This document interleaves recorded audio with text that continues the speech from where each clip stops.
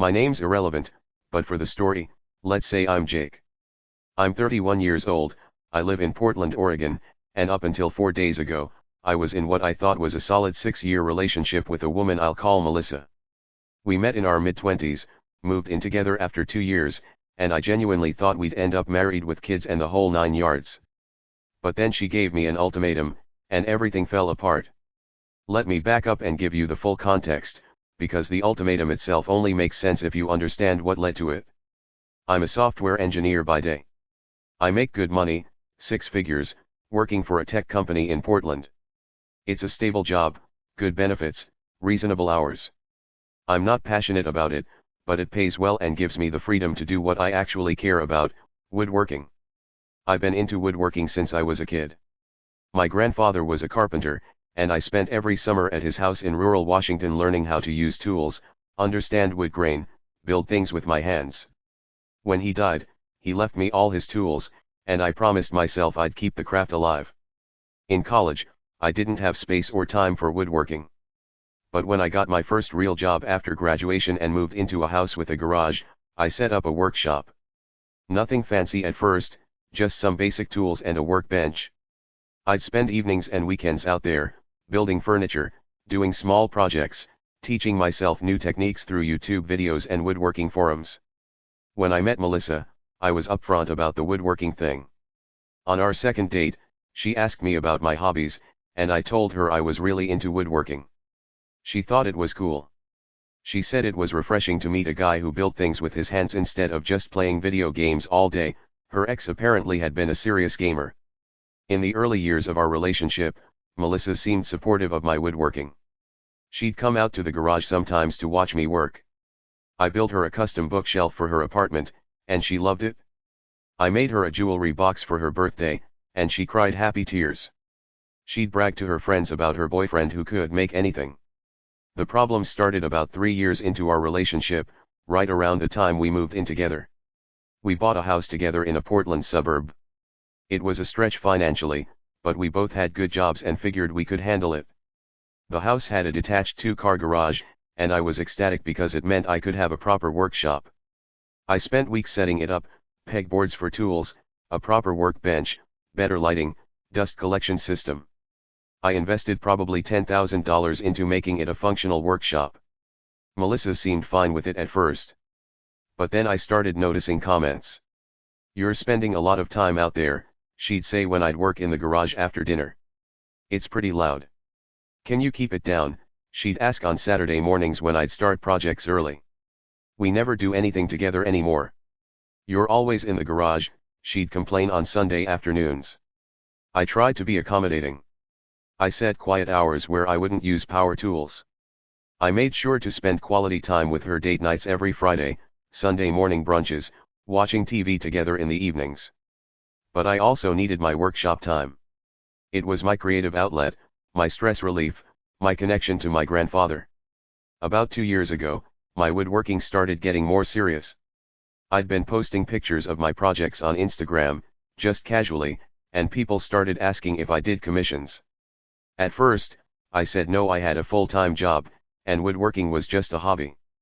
But then someone offered me $2,000 to build a custom dining table, and I thought, why not? I took the commission. It took me about 2 months of evening and weekend work, but I delivered a gorgeous walnut dining table that the client absolutely loved. They posted pictures, tagged me, and suddenly I had more commission requests. I started taking select projects, things that interested me, that challenged my skills, that paid well enough to justify the time. I need to be clear, I wasn't trying to turn this into a business. I still worked my full-time software engineering job. The commissions were side projects, something I did for fun that happened to make some extra money. In a good year, I'd make maybe $20,000 to $30,000 from woodworking commissions, which was nice but nowhere near enough to live on. But it meant I was spending more time in the workshop. Instead of 10 hours a week, I was doing 20 to 25 hours a week. Evenings after work, full days on weekends. I was still maintaining the house, still spending time with Melissa, still being a present partner. But yes, I was dedicating significant time to woodworking. Melissa was not happy about this. "You care more about wood than you care about me," she said one night after I'd spent a full Saturday in the workshop. That's not true, I said. I care about both. This is important to me. Why? It's just a hobby. Why does it matter so much? It's not just a hobby to me, I tried to explain. It's a connection to my grandfather. It's creative expression. It's meditative. It makes me happy. I should make you happy, she said. You do make me happy. But I need this too. She didn't understand. And honestly, I don't think she tried to understand. Things escalated over the following year. Melissa started making ultimatums disguised as requests. Can you commit to not working in the garage on Sundays? I agreed, then she'd get upset if I went out there for even 30 minutes to clean up. Can you turn down the next commission request? I did, then she was mad when I accepted one 2 months later. Can we plan a vacation where you don't even think about woodworking? We went to Hawaii, and I didn't mention woodworking once, but she still accused me of being mentally checked out. I started feeling like I couldn't win. If I worked in the garage, I was neglecting her. If I didn't work in the garage, I was resentful and unhappy. Our relationship became a constant negotiation about how much of myself I was allowed to be. About 6 months ago, things came to a head. I'd been commissioned to build a custom crib for a friend's baby. It was a challenging project. I'd never built a crib before, and it had to meet safety standards, so I was being extra careful and meticulous. The project was taking longer than expected, and I was spending a lot of evening and weekend time on it.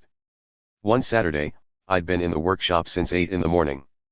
It was about 4 in the afternoon, and I was in the zone, doing detailed hand sanding on the crib slats. Melissa came out to the garage. We need to talk, she said. I turned off my music. Okay. What's up? I can't do this anymore. Jake. My stomach dropped. Can't do what? This. Us. The way things are. You spend more time with wood than you do with me. We're roommates who occasionally have sex, not partners. That's not fair, I said. I spend plenty of time with you. We have dinner together every night. We do date nights. You're physically present, but you're not mentally present, she interrupted. You're always thinking about your next project. You're always planning workshop time. Even when we're watching TV, you're sketching designs in your notebook. I'm passionate about what I do, I said. That's not a crime. It is when it takes over your whole life. When it takes priority over your relationship. We argued for an hour. She said I was obsessed, that the woodworking had gone from a hobby to an addiction, that I was choosing wood over our relationship. I said she was being controlling, that she was trying to stop me from doing something I loved, that she couldn't accept me for who I was. We didn't resolve anything. She went back inside. I finished the crib, delivered it 2 weeks later, and my friend cried when she saw it because it was exactly what she'd envisioned. That made me happy. But Melissa wouldn't even look at the photos. That brings us to 4 days ago, which is when everything finally exploded. I'd been working on a personal project, a rocking chair made from cherry wood with hand-carved details. It was ambitious, something I'd been planning for months. I wasn't getting paid for it, I was building it for myself, for the pure joy of creating something beautiful. I'd been working on it for about 6 weeks, spending most of my free time on it. Melissa had been getting increasingly cold. Short answers, sleeping on the far edge of the bed, going out with friends without inviting me. I knew something was building, but I didn't know what. That night, I came inside from the workshop around 9. I'd lost track of time and missed dinner, though I texted her to let her know I'd eat leftovers. When I walked into the kitchen, Melissa was sitting at the table with a glass of wine, waiting for me. Sit down, she said. We need to have a serious conversation. I sat down, my heart racing. I've been thinking a lot about our relationship, she began. And I've realized something. I'm not happy. I haven't been happy for a long time. Okay, I said carefully. What can we do to fix that? You can choose, she said. Me or the woodworking? I stared at her. What? I'm giving you an ultimatum. You need to decide what's more important, your relationship with me, or your hobby. If you choose me, you stop taking commissions. You limit workshop time to 5 hours a week maximum. You make our relationship the priority. If you choose woodworking, I'm leaving. I felt like I'd been punched. You're asking me to give up something that's fundamentally part of who I am. I'm asking you to prioritize your relationship, she countered. People make sacrifices for relationships all the time. If you really loved me, this wouldn't even be a question. If you really loved me, you wouldn't ask me to give up something that makes me happy, I shot back. We sat in silence for a moment. Then she said, I need an answer, Jake. Tonight. Right now. Me or the woodworking? Here's the thing, I knew in that moment that the relationship was already over. Because the woman I loved, the woman I'd planned a future with, didn't actually love me. She loved a version of me that didn't include this fundamental part of my identity. She loved the guy who made good money at a tech job and was available 24/7 to cater to her needs. She didn't love the guy who found joy and meaning in creating things with his hands. So I said, I choose the woodworking. Melissa's face went through several emotions: shock, hurt, anger, disbelief. Are you serious right now? You're choosing wood over me. I'm choosing myself over someone who doesn't accept who I am, I clarified. If you loved me, you wouldn't make me choose. You'd find a compromise. You'd try to understand why this matters to me. But you don't care about that. You just care that I'm not giving you 100% of my attention 100% of the time. I've been patient for 6 years, she started. Patient? I interrupted. You've been increasingly controlling and resentful for 6 years. You say you support me, but you don't. You tolerated my woodworking when it was small and occasional, but the moment it became more serious, the moment it became something I was actually good at and people valued, you resented it. Because it takes you away from me, she shouted. No, it doesn't. I'm home every night. I'm present on date nights. I help with housework. I cook dinner half the time. I'm not out drinking with buddies or having an affair or doing anything that actually harms our relationship. I'm literally just in the garage building furniture. The only problem is that I'm not available on your terms 24/7, and you can't handle that. Melissa stood up. Fine. You've made your choice. I'll start packing tomorrow. Wait, I said, because even though I'd chosen the woodworking, I hadn't fully processed that this meant we were breaking up. Can we talk about this? Can we try counseling? There's nothing to talk about, she said coldly. You've shown me exactly where your priorities are. Enjoy your workshop. I hope it keeps you warm at night. She went upstairs and slammed the bedroom door. I slept on the couch that night. The next morning, she started packing. She called her sister, who came over with a truck. I tried to talk to her multiple times, but she wouldn't engage. She just packed her stuff with this cold, efficient fury. Before she left, she said, "You're going to regret this. You're going to wake up one day and realize you chose a hobby over a person who loved you, and you're going to be alone and miserable." Maybe, I said. Or maybe I'll realize I dodged a bullet by not spending my life with someone who couldn't love all of me. She left. Just like that. 6 years, over. That was 4 days ago. Since then, my phone has been blowing up. Melissa's friends have been messaging me calling me selfish, immature, obsessed, a man-child. They're telling me I threw away a great relationship over playing with wood. They're saying Melissa deserves better, that I'm going to die alone, that I'll never find someone who tolerates my addiction. Some of my friends have reached out, split between two camps. Half think I did the right thing standing up for myself. Half think I should have compromised more, that relationships require sacrifice, that 5 hours a week of woodworking is reasonable if it saves a 6-year relationship. My mom called. She knows how important woodworking is to me, she remembers how close I was with my grandfather, and she said she supports whatever decision I make. But she also asked if I'd really tried everything to make it work with Melissa. She suggested counseling, talking to a mediator, finding a middle ground. And honestly, Reddit, I'm starting to wonder if I made a huge mistake. 6 years is a long time. Melissa and I had a life together. We had plans. We were supposed to get engaged this year. We talked about kids, about growing old together. Did I really just throw all that away because I couldn't limit my hobby to 5 hours a week? When Melissa's friends say I chose wood over a person, they make me sound insane. And maybe I am insane. Maybe I am obsessed. Maybe a healthy person would have said, you know what? 5 hours a week is reasonable. I can make that work.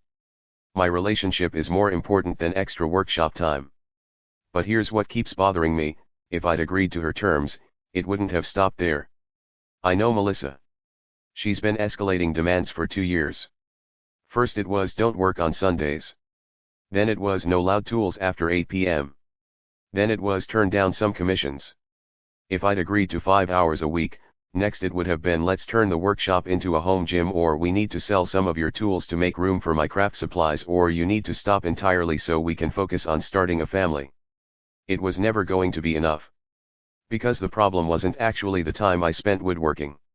The problem was that I had something that made me happy independently of her, and she couldn't stand it. I've been thinking a lot about my grandfather these past few days. He was married to my grandmother for 52 years. They were genuinely happy together. And you know what my grandmother did when my grandfather spent hours in his workshop? She brought him sandwiches and sat out there reading a book while he worked. She didn't resent his passion, she appreciated that it made him happy, and his happiness contributed to their happy marriage. That's what I wanted with Melissa. I wanted a partner who understood that my happiness was multidimensional, that I needed creative outlets, that my woodworking didn't diminish my love for her but actually enhanced it by making me a more fulfilled, balanced person. But that's not what I had. I had someone who viewed my passion as competition for my attention, and who demanded I choose between her and a fundamental part of myself. So yeah, I chose the woodworking. Because it's not actually about the woodworking. It's about refusing to be with someone who doesn't love all of me, who wants to sand down my edges to fit their vision of who I should be. But Reddit, I need honesty. Am I crazy? Did I make a terrible mistake? Should I have compromised more? Is this just cold feet about losing a long-term relationship, or did I actually do the right thing? Here's some additional context that might be relevant. Financial stuff: the house is in both our names. We're going to have to figure out what to do with it. Melissa wants me to buy her out, but I can't afford that without taking on debt. We might have to sell, which sucks because I really love this house and my workshop setup. The social fallout: we have a lot of mutual friends, and people are choosing sides. It's messy. Some people get it, some people think I'm insane. I've already been uninvited from one friend's barbecue next month because Melissa will be there and they don't want drama. Am I actually obsessed? I've been wondering this. Is 25 hours a week on a hobby too much? For context, I work 40 hours a week at my day job, I sleep 56 hours a week, that leaves 72 hours for everything else. 25 hours is about a third of my non-work, non-sleep time. Is that excessive? I genuinely don't know. The loneliness: I won't lie, the house feels empty without Melissa. We were together for 6 years. She was my person. Coming home to an empty house is weird. Eating dinner alone is weird. Not having someone to tell about my day is weird. I miss her. But I also don't miss the constant criticism and resentment. What I'm doing now: I've been in the workshop a lot. I finished the rocking chair, it's the best thing I've ever made. I cried when I completed it, though I'm not sure if it was pride or grief or both. I've also been reaching out to friends more, trying to build a support system outside of Melissa. And I've been thinking about therapy to work through all of this.